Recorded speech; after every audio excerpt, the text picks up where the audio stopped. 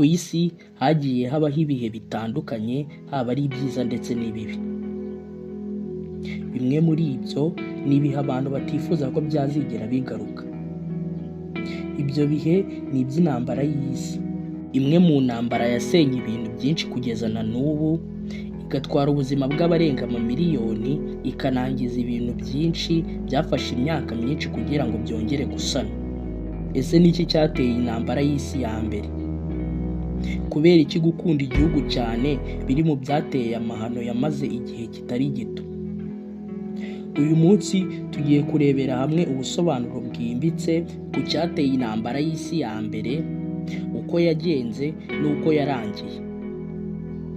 Dutangira, mbere y'umwaka w'1914, abantu benshi ku isi bari babayeho mu gihe cy'amahoro. Mu Burayi, iterambere rikomeye ryari rikataje mu kwiyongera, inganda zari zirimo gukura, ubucuruzi bwari buri kuzamuka, imijyi yari irimo kwaguka, kandi ibihugu byari bikize kurushaho mbere. Ariko nubwo bari bameze utyo, ntibari bazi ko ibyo bihe bigiye gusimburwa n'ibihe bikomeye by'umwijima, ari byo by'intambara y'isi. Gusa mbere yo kugira ngo intambara ibe, hari ibibazo bikomeye cyane ari byo byatumye iba. Bimwe muri ibyo harimo nationalism, alliances, militarism na imperialism. Tugiye gusobanura ingingo imwe ku yindi kuri izi mpamvu zateye intambara. Duhereye kuri nationalism, ari byo gukunda igihugu bikabije. Ubundi nationalism ni igihe abantu bakunda igihugu cyabo cyane kugeza aho batangira kubona ibindi bihugu nk'abanzi. Nko mu Burayi, nationalism yari ihiganje cyane bikomeye. Urugero ni nk'Abadage bumvaga ko igihugu cyabo gikomeye cyane kurusha ibindi, naho Abafaransa bo bari bafitiye uburakari bukomeye Ubudage. Impamvu ni uko mu mwaka w'1871, aho hari mu rugamba rwari hagati y'Ubudage n'Ubufaransa, ari bwo Ubudage bwaje gutsinda Ubufaransa maze bufata intara ebyiri zari zikomeye cyane, arizo Alsace na Lorraine. Ibyo bintu byababaje Abafaransa cyane, babigumana nk'inzika ntibabyibagirwa. Guhera ubwo bahoraga bategereje igihe nyacyo kugira ngo bazihorere. Ibi akaba ari byo byashyize urwango rukomeye hagati y'ibihugu byombi. Gusa icyo si cyo cyari ikibazo gikomeye cyane, kuko ikibazo karundura cyari kiri mu gace ka Balkans. Mu gace ka Balkans hari amoko menshi, ariyo hari harimo Serbia, Croatia, Bosnia, Bulgaria n'ayandi. Buri bwoko bwose bwifuzaga kwigenga, ariko ikibazo ni uko ubwami bwa Austria-Hungary bwagenzuraga bimwe muri ibyo bihugu. Nk'Abanyaserbiya benshi bifuzaga ko abantu bose b'Abanyaserbiya baba mu gihugu kimwe. Kandi Serbia yari ishyigikiwe n'Uburusiya kubera ko Uburusiya bwumvaga bufite inshingano zo kurinda Abanyaslaviki. Ibi nibyo byaje guteza amakimbirane akomeye cyane mu Burayi. Indi mpamvu ni alliances, ari byo ubufatanye bw'ibihugu. Ikintu cya kabiri cyateye intambara ni ubufatanye bw'ibihugu, kubera ko ibihugu byari byarasinyanye amasezerano yo gufashanya mu gihe cy'intambara. Alliances yari irimo amatsinda abiri akomeye, ariyo Triple Alliance, ariho hari harimo Ubudage, Ubutaliyane na Austria-Hungary. Hakaza Triple Entente, ariho hari harimo Ubufaransa, Uburusiya ndetse n'Ubwongereza.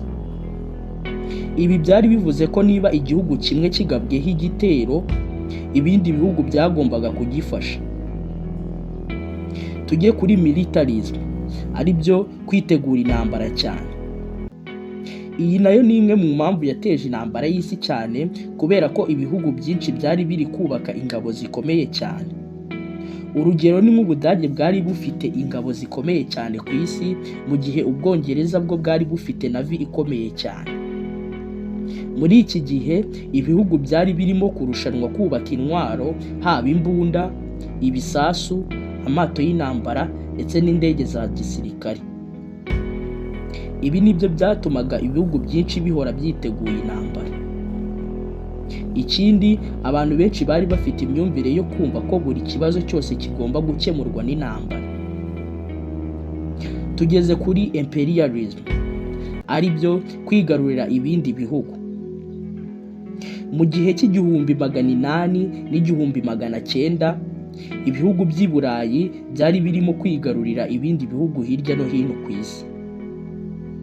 Ibihugu by'i Burayi byari bifite colonies muri Afurika, Aziya ndetse n'uburasirazuba bwo hagati.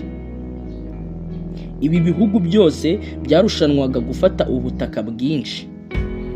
Urugero nk'Ubudage bwifuzaga colonies nyinshi nk'izo Ubwongereza ndetse n'Ubufaransa zari zifite. Impamvu nyamukuru yatangije intambara ni igikorwa gito cyabaye ku itariki ya 28 Kamena 1914.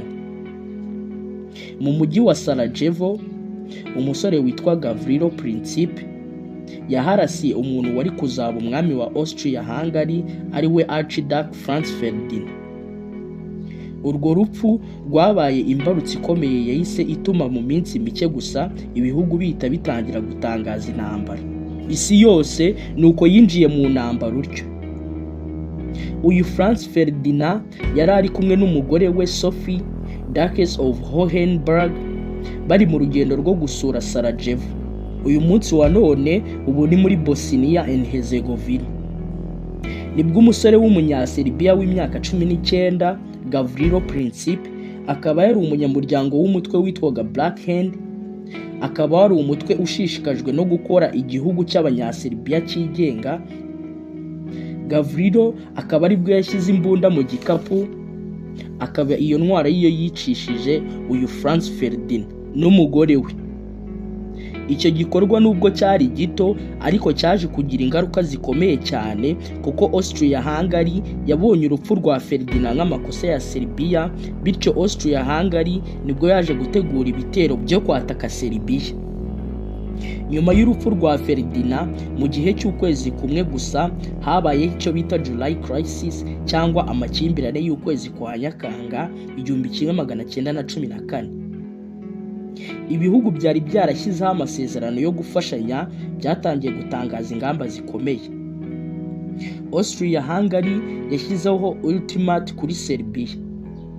Serbia yemeye bimwe ariko ntiyemera byose. Ibyo ari byo byatumye tariki ya 28 Nyakanga 1914 Austria-Hungary ihita itangaza intambara kuri Serbia. Ibi nanone nibyo byatumye Uburusiya bushyigikira Serbia butangira gutegura ingabo zabo. Naho Ubudage bwo bwari bushyigikiye Austria-Hungary buhita butangaza intambara ku Burusiya tariki ya 1 Kanama 1914. Ubufaransa bwari bufatanije n'Uburusiya, bityo bufata ingabo zo kuburinda.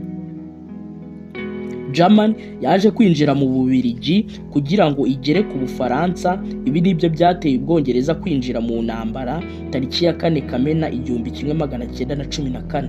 Muri iyi minsi mike gusa intambara yari ihuse cyane, ihita iba intambara y'isi yose. Nubwo byari bimeze utyo, Ubudage bwo bwari bufite umugambi wihariye wo gutsinda intambara byihuse. Uyu mugambi witwaga Schlieffen Plan. Intego yari ukwinjira mu Bufaransa unyuze mu Bubiligi kugira ngo Ubufaransa buzatsindwe vuba. Nyuma yaho Ubudage bwagombaga guhangana n'Uburusiya kubera ko bwatekerezaga ko ingabo z'Uburusiya zikeneye igihe kirekire kugira ngo zitegure intambara. Ariko ibintu ntibyaje kugenda neza, kuko abasirikare b'Ababiligi barahanganye cyane bahagarika Ubudage kwinjira.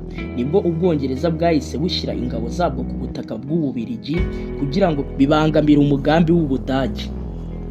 Gusa nyuma y'iminsi mike intambara yaje guhinduka, kuko ku rugamba rwa Marne mu kwezi kwa 9 1914 Ubufaransa n'Ububiligi bahagaritse intambara y'Ubudage mu gihe gito. Hanyuma intambara nibwo yagiye ihinduka trench warfare, ari byo intambara y'utuzu. Mu gihe intambara yari irimbanije, haje kuza intwaro nshyashya, harimo indege z'intambara zakoreshwaga mu kureba hari abasirikare b'abanzi no gutera ibisasu.